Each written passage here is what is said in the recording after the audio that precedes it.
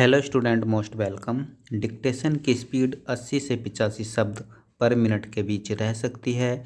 इतनी स्पीड पर जिन भी स्टूडेंट को प्रैक्टिस करनी है वे इस डिक्टेशन को लिख सकते हैं। तो चलिए, डिक्टेशन 5 सेकंड बाद स्टार्ट होगा।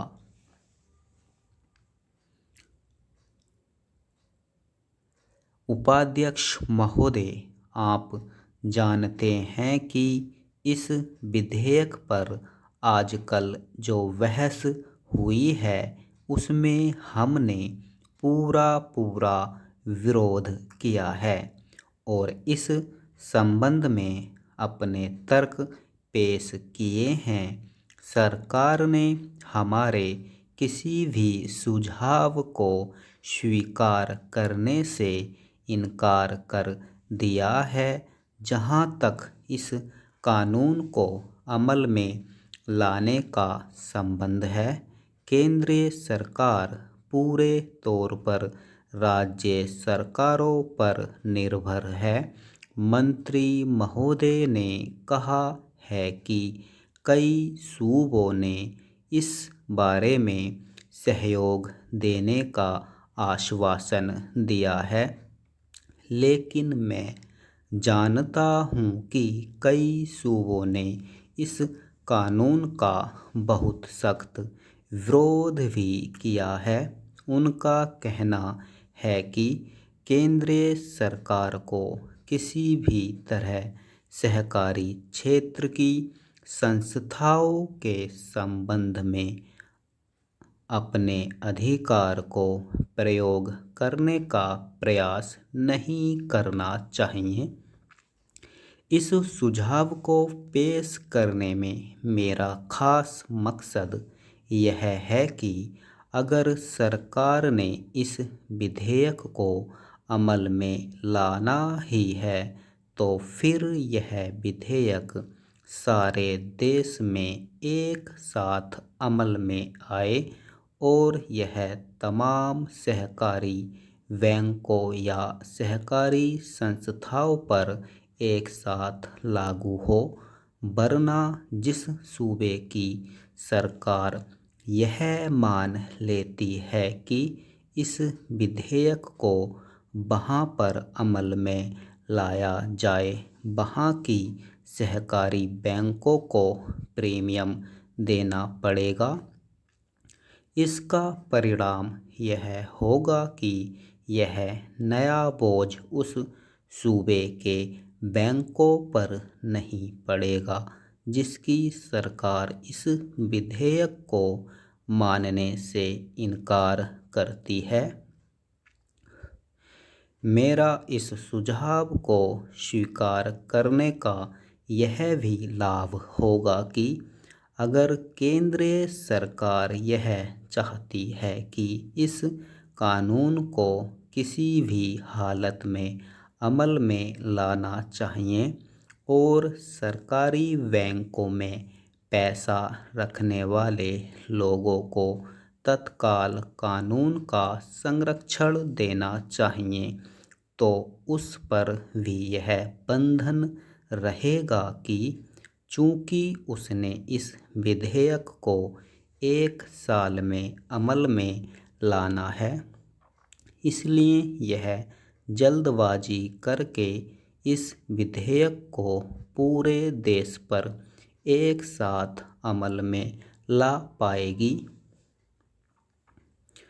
उपाध्यक्ष जी, यदि आधुनिक काल में विधानमंडलों का महत्व कुछ कम हो गया है तो उसका कारण यह है कि आधुनिक प्रशासन की समस्याएं अत्यंत जटिल हैं और विधानमंडल तथा विधेयक इतने साधन संपन्न नहीं हैं कि विधान तथा नीति निर्माण की समस्याओं पर गहराई से विचार कर सकें तथा प्रशासन की कारगर ढंग से निगरानी कर सकें। इसलिए यह मांग सर्वथा उचित है कि सचिवालयों की सेवाओं को उपलब्ध कराने की व्यवस्था अनिवार्य रूप से सरकार की ओर से होनी चाहिए। एक विधायक या संसद सदस्य से यह आशा करना कि वह अपने वेतन में से एक समर्थ व्यक्ति या विधि विशेषज्ञ का खर्चा वहन कर सके अव्यावहारिक है। विधान सभाओं और संसद के सचिवालय पर सामूहिक रूप से प्रति एक सदस्य का अधिकार होना चाहिए, चाहे वह शासक वर्ग का हो या विरोधी दल का। इस सिलसिले में आयोजित गोष्ठी में एक सदस्य ने यह भी सुझाव दिया है कि सदस्य केवल विधेयकों की भूमिका दें और इस ढांचे को भरने का पूरा उत्तरदायित्व सचिवालय ले। अगर सचिवालय पर इतना निर्भर रहना भी कालांतर में निर्वाचित प्रतिनिधियों के अधिकारों को कम करना होगा। दूसरा महत्वपूर्ण प्रश्न एक विधायक और विधानसभा के अध्यक्ष के संबंधों का है। इस दिशा में पिछले कई वर्षों में अनेक गलतफहमियां पैदा हो गई हैं। यद्यपि अध्यक्ष प्रायः शासक वर्ग का ही एक सदस्य रहता है, फिर भी अध्यक्ष चुने जाने के बाद सामान्यतः उसका उत्तरदायित्व अपने दल के प्रति समाप्त होकर उस प्रतिनिधि सभा के प्रति हो जाता है जिसका नियमन करने के लिए उसे निर्वाचित किया हो।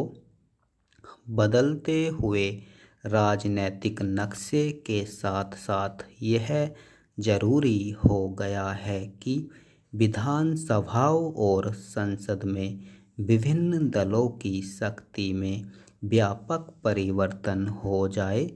विरोधी दल अब उतने कमजोर नहीं रहे हैं कि उनकी अवहेलना की जा सके, मगर साथ ही उनकी संख्या इतनी ज़्यादा है और विचारधाराएं इतनी भिन्न हैं कि उनके लिए संसद और अनेक विधानसभाओं के बीच कोई प्रभावशाली और रचनात्मक कदम उठाने की हिम्मत नहीं है। स्टॉप।